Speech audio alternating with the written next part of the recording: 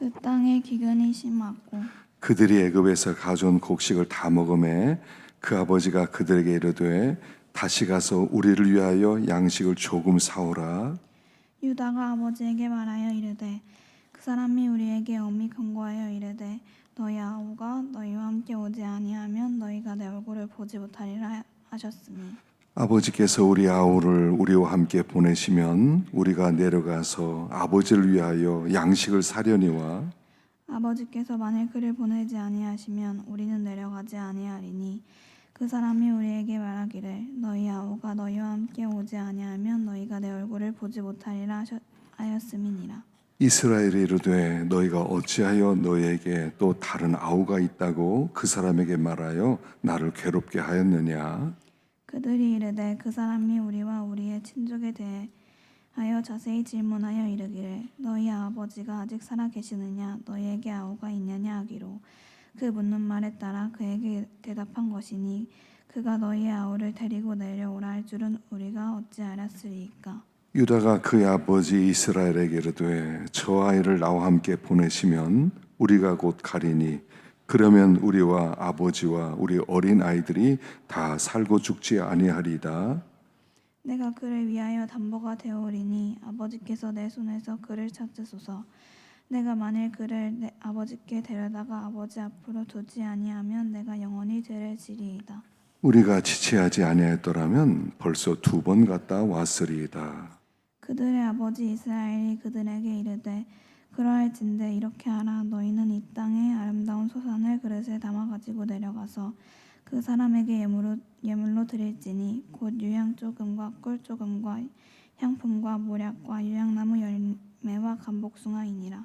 너희 손에 갑절의 돈을 가지고 너희 자루 아귀에 도로 넣어져 있던 그 돈을 다시 가지고 가라. 혹 잘못이 있었을까 두렵도다. 내 아우도 데리고 떠나 다시 그 사람에게로 가라.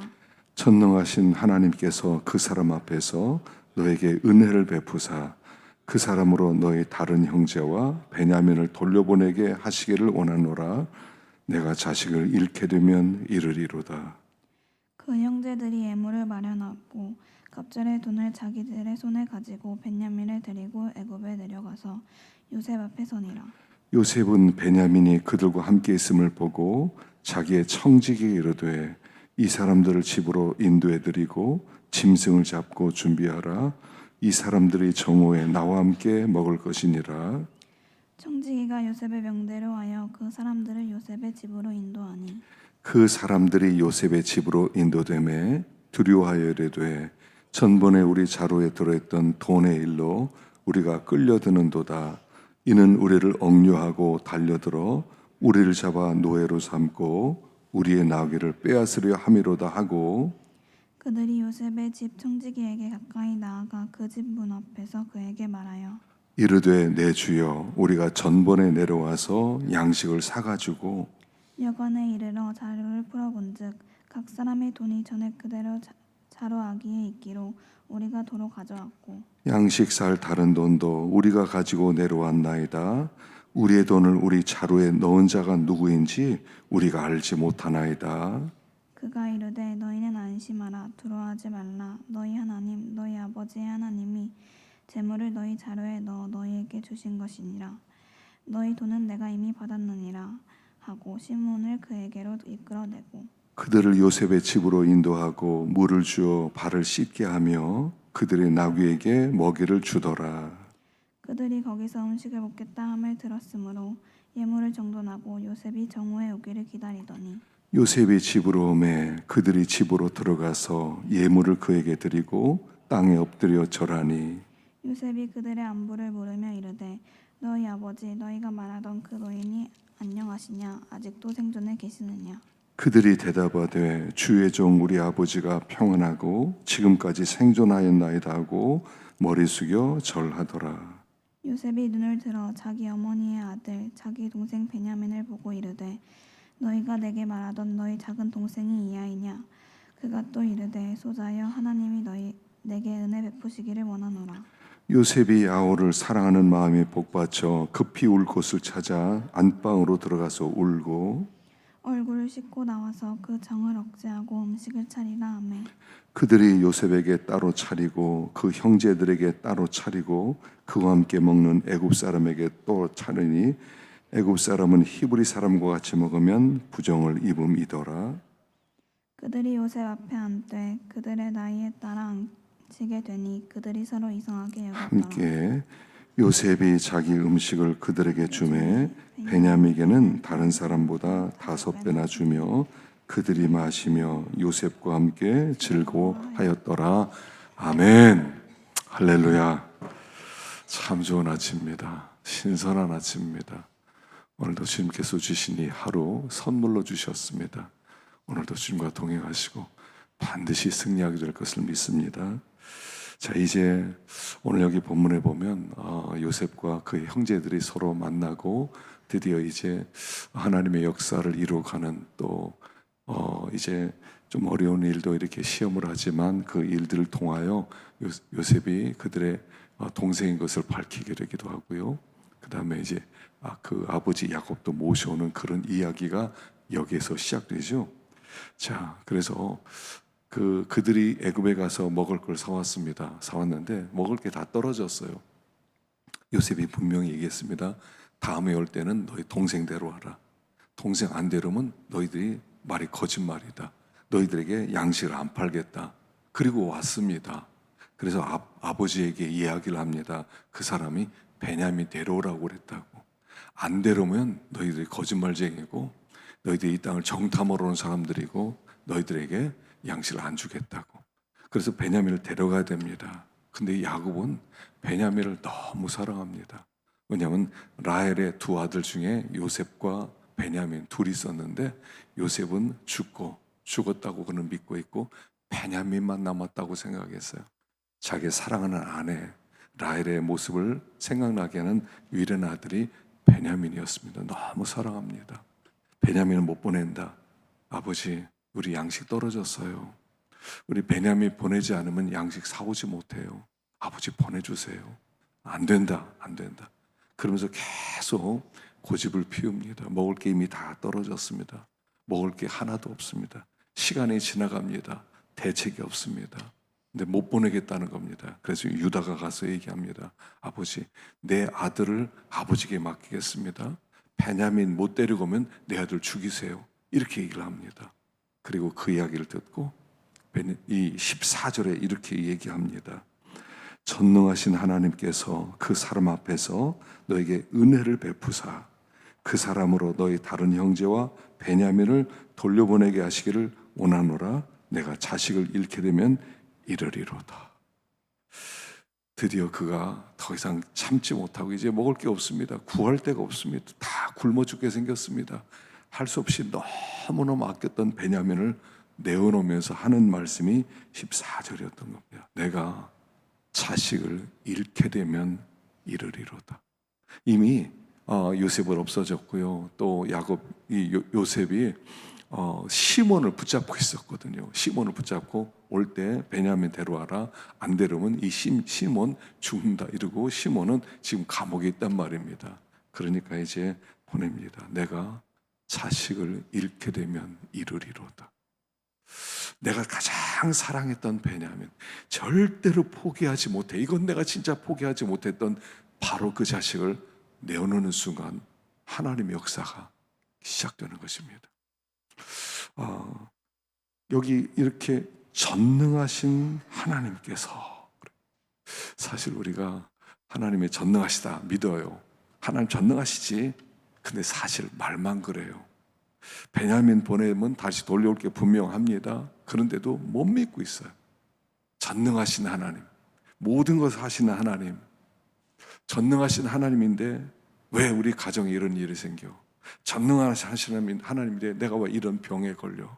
전능하신 하나님인데 왜 이렇게 되는 거야? 사실 우리가요, 하나님을 믿지 못해요. 전능하신 하나님 말해요. 야곱도요, 전능하신 하나님 해놓고요, 내 자식은 안 돼 이러고 있었단 말이에요.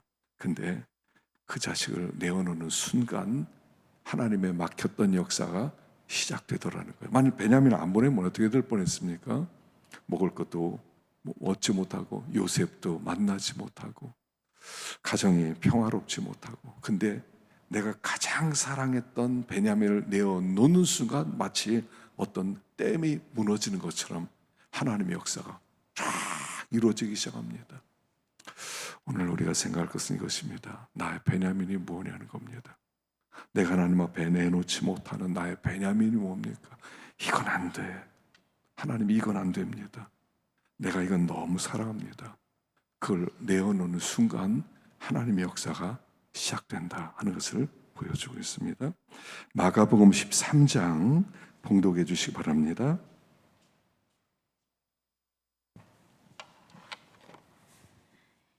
예수께서 성전에서 나가실 때 제자 중 하나가 이르되 선생님이여 보소서 이 돌들이 어떠하며 이 건물들이 어떠하니이까. 예수께서 이르시되 내가 이 큰 건물들을 보느냐 돌 하나도 돌 위에 남지 않고 다 무너뜨려지리라 하시니라. 예수께서 감람산에서 성전을 마주 대하여 앉으셨을 때 베드로와 야고보와 요한과 안드레가 조용히 묻되 우리에게 이르소서 어느 때 이런 일이 있겠사오며 이 모든 일이 이루어지려 할 때에 무슨 징조가 있사오리이까. 예수께서 이르시되 너희가 사람의 미혹을 받지 않도록 주의하라. 많은 사람이 내 이름으로 와서 이르되 내가 그라하여 많은 사람을 미혹하리라. 난리와 난리의 소문을 들을 때 두려워하지 말라. 이런 일이 있어야 하되 아직 끝은 아니니라. 민족이 민족을 나라가 나라를 대적하여 일어나겠고 곳곳에 지진이 있으며 기근이 있으리니 이는 재난의 시작이니라. 너희는 스스로 조심하라. 사람들이 너희를 공회에 넘겨주겠고 너희를 회당에서 매질하겠으며 나로 말미암아 너희가 권력자들과 임금들 앞에 서리니 이는 그들에게 증거가 되려 함이라. 또 복음이 먼저 만국에 전파되어야 할 것이니라. 사람들이 너희를 끌어다가 넘겨줄 때 무슨 말을 할까 미리 염려하지 말고 무엇이든지 그때 너희에게 주시는 그 말을 하라. 말하는 이는 너희가 아니요 성령이시니라. 형제가 형제를 아버지가 자식을 죽이는 데에 내주며 자식들이 부모를 대적하여 죽게 하리라. 또 너희가 내 이름으로 말미암아 모든 사람에게 미움을 받을 것이나 끝까지 견디는 자는 구원을 받으리라. 멸망이 가증한 것에 서지 못할 곳에 선 것을 보거든 읽는 자는 깨달을진저 그때 유대에 있는 자들은 산으로 도망할지어다. 지붕 위에 있는 자는 내려가지도 말고 집에 있는 무엇을 가지러 들어가지도 말며 밭에 있는 자는 겉옷을 가지러 뒤로 돌이키지 말지어다. 그 날에는 아이 뺀 자들과 젖먹이는 자들에게 화가 있으리로다. 이 일이 겨울에 일어나지 않도록 기도하라. 이는 그 날들이 환난의 날이 되겠음이라. 하나님께서 창조하신 시초부터 지금까지 이런 환난이 없었고 후에도 없으리라. 만일 주께서 그 날들을 감하지 아니하셨더라면 모든 육체가 구원을 얻지 못할 것이거늘 자기가 선택하신 자들을 위하여 그 날들을 감하셨느니라. 그때 어떤 사람이 너에게 말하되 보라 그리스도가 여기 있다 보라 저기 있다 하여도 믿지 말라. 거짓 그리스도들과 거짓 선지자들이 일어나서 이적과 기사를 행하여 할 수만 있으면 택하신 자들을 미혹하려 하리라. 너희는 삼가라. 내가 모든 일을 너희에게 미리 말하였노라. 그때 그 환난 후 해가 어두워지며 달이 빛이 되지 아니하며 별들이 하늘에서 떨어지며 하늘에 있는 권능이 흔들리리라. 그때 인자가 구름을 타고 큰 권능과 영광으로 오는 것을 사람들이 보리라. 또 그때 그가 천사들을 보내어 자기가 택하신 자들을 땅끝으로부터 하늘 끝까지 사방에서 모으리라. 무화과 나무의 비유를 배우라. 그 가지가 연하여지고 잎사귀를 내면 여름이 가까운 줄 아나니 이와 같이 너희가 이런 일이 일어나는 것을 보거든 인자가 가까이 곧 문 앞에 이른 줄 알라. 내가 진실로 너희에게 말하노니 이 세대가 지나가기 전에 이 일이 다 일어나리라. 천지는 없어지겠으나 내 말은 없어지지 아니하리라. 그러나 그 날과 그때에는 아무도 모르나니 하늘에 있는 천사들도 아들도 모르고 아버지만 아시느니라. 주의하라. 깨어있으라. 그때가 언제인지 알지 못함이라. 가령 사람이 집을 떠나 타국으로 갈 때에 그 그 종들에게 권한을 주어 각각 사물을 맡으며 문지기에게 깨어 있으라 명함과 같으니 그러므로 깨어 있으라. 집 주인이 언제 오는지 혹 젊을 때 있는지 밤중 있는지 닭올 때 있는지 새벽 있는지 너희가 알지 못함이라. 그가 호련히 와서 너희가 자는 것을 보지 않도록 하라. 깨어 있으라. 내가 너희에게 하는 이 말은 모든 사람에게 하는 말이니라 하시니라. 아멘. 수고하셨습니다. 자, 여기 마가복음 13장은 종말론에 대한 말씀이죠. 종말에 무슨 일이 있게 되겠느냐, 예수님 오기 전에 어떤 일이 있게 될 것이냐, 그런 말씀입니다. 예수님 오기 전에, 재림 전에는 가장 어두울 때라는 겁니다. 가장 어두울 때.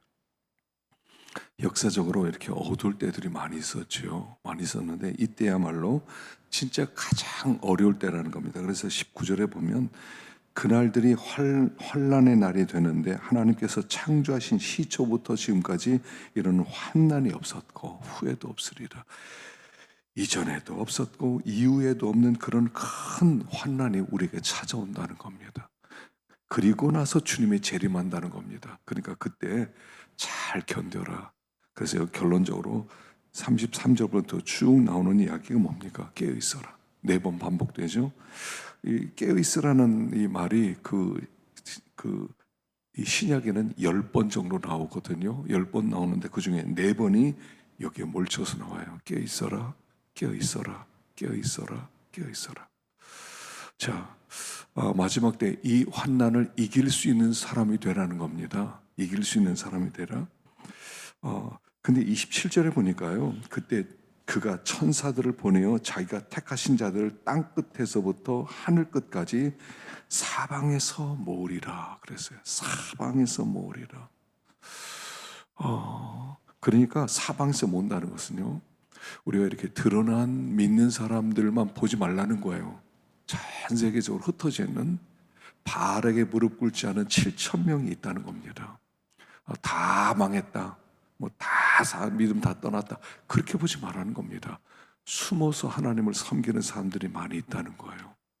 중요한 것은 내가 깨어있느냐입니다. 내가 깨어있느냐. 자, 이 깨어있다는 것이 어떤 의미일까요? 이런 난리와 난리의 소문이 들리고 환난이 있고 이런 핍박이 있고 이와 같은데 깨어있다는 것이 무엇이겠습니까? 이거는요, 각자가 생각해 봐야 됩니다. 오늘 하루 생각해 보십시오. 깨어있다는 게 뭘까? 깨어있다는 게 뭘까? 이와 같은 상황 속에서 상황이 모든 게 다 이렇게 잘 되는 게 아닙니다. 또 요즘에는 소행성 하나가 지금 지구를 향해서 오고 있답니다. 2030 몇 년에 지구에 부딪힐 가능성이 100분의 1이래요. 원래 소행성은 지나가는데 지구에 부딪힐 가능성이 10,000분의 1, 100,000분의 1 그랬는데 이번에는 100분의 1이래요. 아주 부딪힐 가능성이 크답니다. 그래서 또 사람들을 또 이렇게 흥분시키고 두렵게 만들어요. 이런 소문들이 아주 많이 계속 들 겁니다. 전쟁의 소문이 계속 있을 것입니다. 이와 같은데 깨어있다는 것은 무엇일까? 깨어있다는 것은, 하여간 우리가, 여러분, 기독교는요 그냥 어떤 사상 철학으로 끝나는 게 아니에요.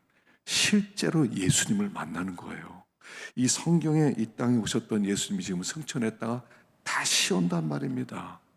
다시 와서 얼굴과 얼굴을 대하게 될 것입니다. 내 이름을 부를 것입니다. 너 이리 와봐라. 내 이름을 부르. 마리아야, 베드로야, 이리 와라 하듯이 우리 이름을 부를 거라는 겁니다. 우리가 그 앞에 서게 될 거라는 겁니다. 그래서 깨어있다는 것이 뭐겠습니까? 그가 우리 이름을 부를 때 부끄럼 없이 달려나올 수 있는 그런 깨어있음, 소망을 하늘에 둠. 주님이 오시는구나. 그래서 도적같이 오신다고 그랬어요. 도적같이. 근데 준비한 사람에게는 도적같이 오지 못해요. 도적같이. 주님을 맞이할 수 있는 마음, 항상 준비되어 있는 마음. 깨어있다는 얘기가 어떤 사람에게는 난 기도로 깨어있어야 되겠다 할 수도 있고요. 나는 소망을 하나님께 두면서 깨어있어야 되겠다 이렇게 볼 수 있고요. 난 마지막 때 복음을 전하면서 깨어있어야 되겠다 이럴 수도 있고요. 나는 끝까지 누구든지 사랑하겠다 이런 마음으로 깨어있을 수도 있고요. 어쨌든 깨어있어야 돼요. 자기에게, 나에게 깨어있다는 것이 무엇인가를 한번 생각해 보세요. 오늘 하루는 종일 일하시면서도 깨어있다는 것이 무엇일까? 난 어떻게 하는 것이 깨어있는 것인가를 생각해 보세요. 그래서 주님 오실 때 어쨌든 우리는 기쁨으로 만나야 돼요. 준비된 마음으로 이제 오세요. 눈물로 맞이할 수 있어야 돼요. 주님 너무 오래 기다렸어요. 주님 너무 힘들었어요. 너무 괴로웠어요. 주님 이제 오십니까? 주님을 그렇게 맞이할 수 있는, 그래서 한 사람도 예외 없이 주님 오신 날 기쁨으로 주의 얼굴을 대할 수 있는 우리가 될 수 있기를 간절히 축원합니다. 기도하겠습니다.